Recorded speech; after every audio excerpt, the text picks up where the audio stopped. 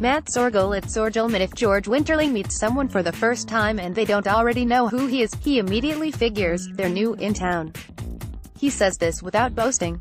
But after spending a half-century giving weather forecasts on TV, a regular on-air visitor in living rooms across Northeast Florida and Southeast Georgia, he remains the possessor of one of the most recognizable faces in Jacksonville.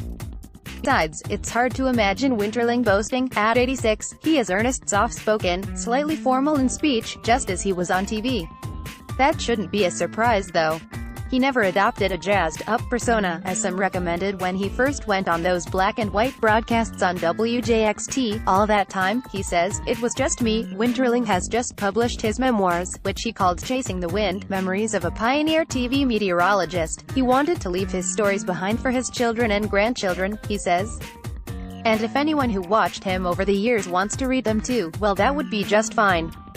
He tells of his early years near the New Jersey shore, visiting his grandparents' farm, roaming the woods by his home, where one afternoon he saw the Hindenburg fly low over the trees. His father later took him and his brother to see the airship's charred skeleton, all that was left of it. He tells of moving to Florida as a fourth grader, first to Green Cove Springs, then St. Augustine, then to several locations in Jacksonville, where he would turn into a studious Lehigh grad and head usher at the Grand Old St. John's Theater on Forsyth Street, in what was then a vibrant downtown.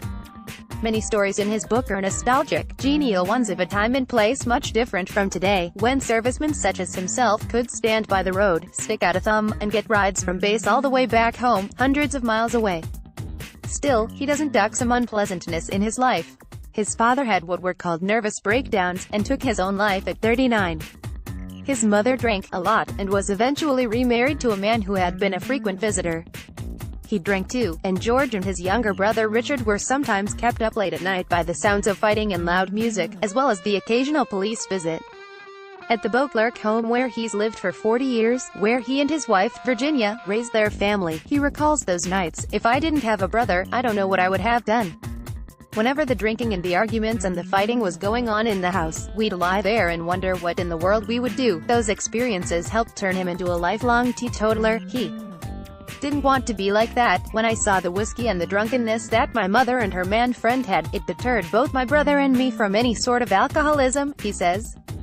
I tasted beer but I didn't like the taste.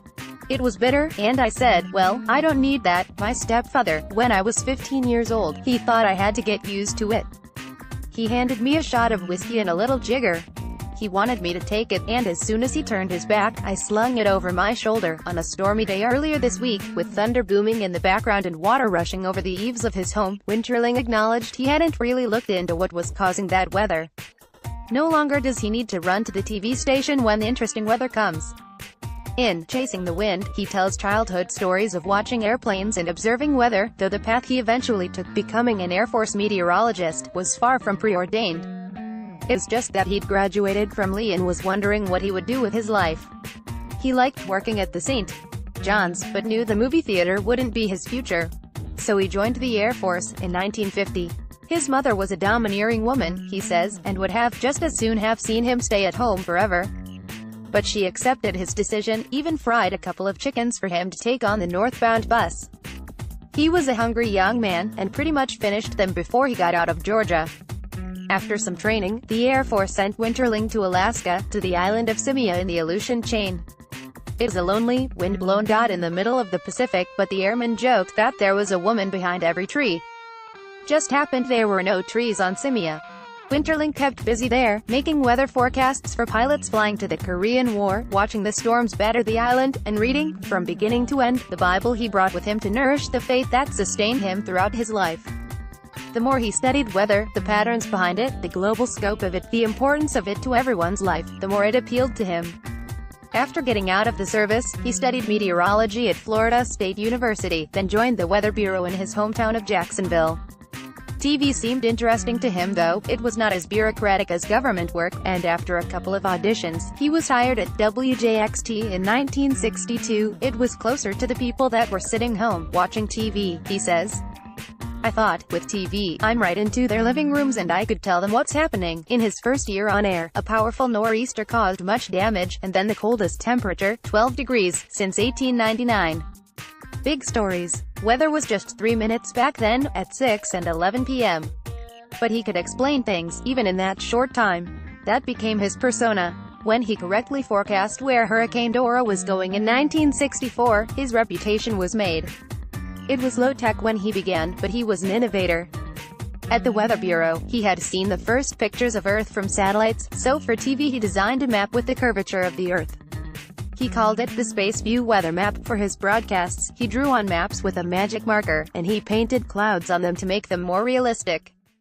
He built his forecasts by reading a teletype machine with weather reports from various reporting stations, interpreting what that meant for Jacksonville. He liked to get out of the studio, with a camera in hand. He met people in Jacksonville Beach who would ask him, why no beach forecast? So he added that. He traveled north to Georgia, to Waycross and Jessup, and south to Palm Coast when there was almost nothing there. With his camera, he captured the weather those people, his people, were experiencing. Later he started a garden at the station, and sometimes made his reports from there, observing what was being planted and what was ripening, ready to be picked. Weather suited him, and with a name such as his, weather, as many have suggested over the years, seemed to be his natural calling. One promo guy at the TV station suggested, though, that Winterling drop the ling and just be George Winter. He demurred. That's not like him. Another suggested, perhaps jokingly, that he change his name with every season, Springling, Summerling, and so on. Winterling chuckles. I didn't want to be falling, as he poses for a newspaper photographer. Out on his back porch, Winterling good-naturedly follows requests, turn your head like that, look this way, only to swiftly stick out his tongue, like a kid. Placing his tongue in his mouth, he smiles, then giggles. You giggled, he's told. He smiles again. What's the difference between a giggle and a cackle, he asks. In his book, Winterling marks time by the big weather he observed, hurricanes and nor'easters, heat waves and cold snaps. He tells of being slowed as he's aged, facing prostate cancer, heart problems, even eventually having to give up driving. Still, for 47 years, he was a fixture on WJCT, from 1962 until he semi-retired in 2009. After that, he appeared occasionally on the station and wrote weather blogs for its website. Even today, his wife, Virginia, says that if they go somewhere, she's prepared for what happens next. They still recognize him, and they want to talk to him about the weather. Mostly they ignore me. She laughs. He'd talk to them for 2 hours if I wasn't standing there. He's okay with that. Weather is important to people, and that's something he's always fought to get across. More than once, he recalls news managers who didn't get its importance, and he gives a wry smile as he remembers getting his weather forecast cut for some animal story from the zoo. In Chasing the Wind, he writes, I've one of his pet peeves when it comes to weather. Throughout my 60 years as a photographer and meteorologist, I enjoyed capturing and sharing the magnificent beauty of weather and its effect on the Earth's landscape. I shudder when I hear weather broadcasters refer to some weather as being nasty or bad. Weather is merely the atmosphere's response to the balance, or imbalance, in the forces that have made life possible for humans over thousands of years. So during all those years, he spent making charts, reading teletype machines and computers. He says, he wanted simply to report the weather. Who was he, after all, to judge it? Matt Soergel, 904-359-4082.